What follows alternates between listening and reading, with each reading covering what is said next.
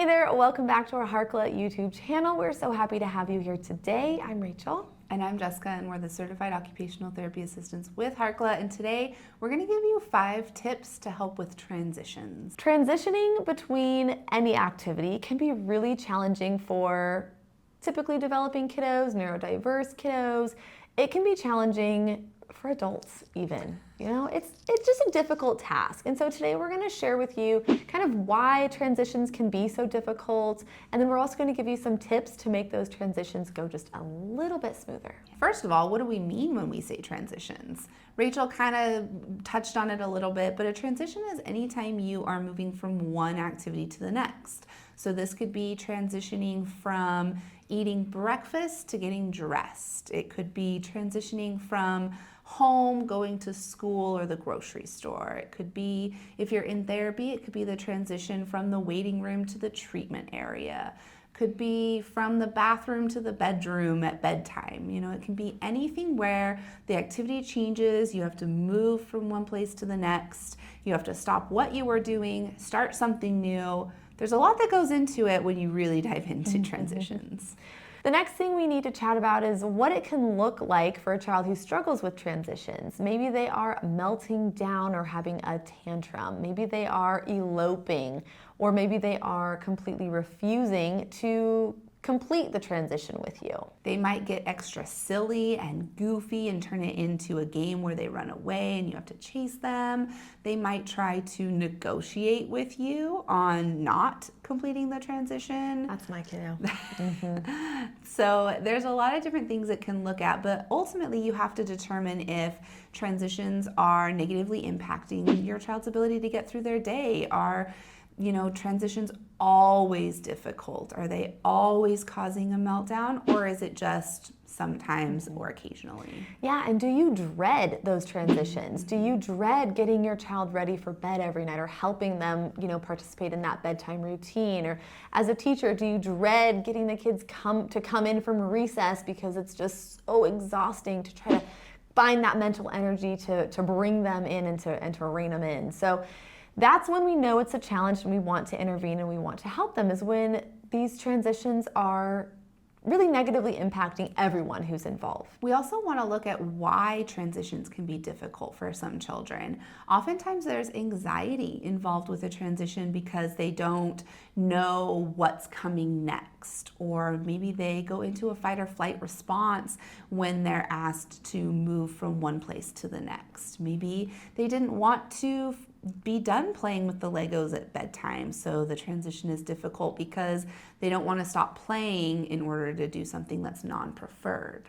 Maybe they didn't have enough warning time. It was just like, hey, we're done, let's go, we're getting in the car, we're leaving. And they're like, oh, it's just like they didn't finish what they were working on. We know how challenging that can be if you're working on a puzzle and you're like, oh, I've almost got this done, and then it's okay, we're done, we're moving on. Like that feeling of not satisfying or not being satisfied with the activity that you're working on. So that can be really challenging for kiddos, and I don't think that we empathize with them enough to make those transition times a little bit easier on them. We just say, it's our world, you're living in it, right? Yeah. No, I think that's important though. We need to make sure we're empathizing with our child and trying to understand the situation from their point of view. And then we also want to make sure that, we're not giving into negative attention-seeking behaviors, because oftentimes our children will continue a challenging behavior if they get a lot of attention from it, right? Mm-hmm. So you kind of have to determine if that's the situation, if your child is just doing it for attention, or if it is more of one of those other underlying challenges. But the tips we're going to give you can help in a variety of the situations that we've talked about. So the first strategy, and honestly one of our favorite recommendations, something that we use all the time, is to use a visual schedule to help with that transition. So we will share one of our favorites, something that we've created. We'll share a link in the description. You can click and download it. And we love using visual schedules to help kiddos see what's first, what's next, what's last, and then what's happening. So you can give them the control to choose the order of the activities that they're doing. They can move them over or cross them off.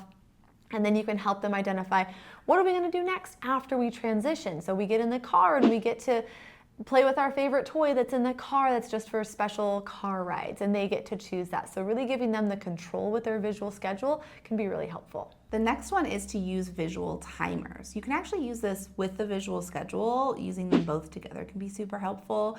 But having that visual timer is a great way for your child to watch and see exactly when it's time to transition. You could use Alexa if you have the Alexa in your home. Even though that's not a visual timer, it's still a fun timer that your child has some control over. If they are verbal, they can ask Alexa to set the timer for them. You can use sand timers. You can use the time timer, which is one that you can purchase. I have a free children's timer on my phone that I use that's super fun. So there's a lot of different options that you can use, but make sure you're realistic with the timer. So you're setting the timer for 10 minutes before your child has to transition to get their shoes on. And you give them some control, and they can push the button or they can turn the timer so that they have a little bit of control over the situation. You could even ask them, if you have a little bit of flexibility of your time, you can ask them if they want to set the timer for 3 minutes or 5 minutes. And then so often our children just want control of the situation. So if you can give them that control, the transition might go smoother. The next tip we're going to give you, and honestly one of my favorites, I think I say that about all of them, but they're all helpful. This is just fun. They're all so good. Is to add sensory input into the transition. So we like to add heavy work activities. We like to add animal walks, jumping, crawling, walking on your toes, walking on your heels, doing a duck walk, doing a bear crawl. Any way that we can add sensory input into that transition is really helpful. One of my kids' favorite ways to do it is to do a frog hop. So they're young, so I'm physically lifting them and jumping and up and down. How many times can we hop to the dinner table? Because that's always our most challenging transition. And it provides some big body movements that will actually help them for dinner time, or to focus at school, or to sit in their car, or to come back in from recess. So adding that sensory input changes it up. It's not as scary, it's not as intimidating, and it's definitely more fun. Kind of going along with this, the next tip is to create a sensory diet routine before difficult transitions. So if your child always struggles with the dinner table, the dinner time transition, so transitioning from play to dinner time, add in a sensory diet routine that helps your child meet their sensory needs, is more fun and engaging, and has a start and a stop to it. So you have some jumping and crashing, crawling through the tunnel, and then Bubble Mountain. And they're gonna go through this little sensory routine circuit 3 or 4 times. Maybe you have it on the visual schedule, and then you've helped them meet their sensory needs with a lot of different types of sensory input, and then they're going to frog hop to the dinner table. So, adding these onto the visual schedule is going to be super helpful for all of the transitions and the sequencing. Use the visual timer for the sensory diet routine as well, in case they need that extra visual, and try it out and see how it works. The last one that we're going to share with you today is to make transitions into a challenge, make it fun. That's the overarching theme today, is to make it fun. And you can do so by adding a challenge to it. I bet I can beat you to the car. Last one there is a rotten egg. Oh, I don't think you can beat me. Whatever is appropriate for your child, who can crawl the fastest to get to the dinner table. Making it a challenge, letting them win once in a while. Don't be like me and never let them win. Just taking it back a step, connecting, and just adding a fun challenge can sometimes make that transition a little bit less intimidating and a little bit more fun. I was also thinking you could do it as how fast can you go? How fast can you clean up your Legos? Let's set the timer and see if you can do it in 10 seconds and turn it into a competition that way as well. So with that, that's all we have for you on transitions. Hopefully that was enough to get you started. Trial and error and consistency here. If you try a visual schedule one time and it doesn't go very well, and then you never use it again, it's obviously not going to work very well. So we always say try for at least 2 weeks and see if it makes a difference, and then pivot and try something else if you're still struggling. Kids love consistency. They love to know what's expected and what's coming. So any way we can do that is going to be helpful. If you enjoyed this video, if you found it helpful, make sure you share it with a friend, click the like button, leave us a comment, and make sure you subscribe to our YouTube channel because we release a new video every Tuesday.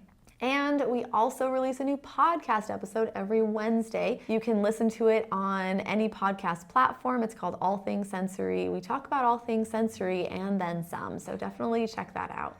And then we also have social media that you should be following us on. We are at Harkla_family, as well as at All Things Sensory Podcast. And with that, we'll plan on seeing you next week, and we hope you have an awesome rest of your day.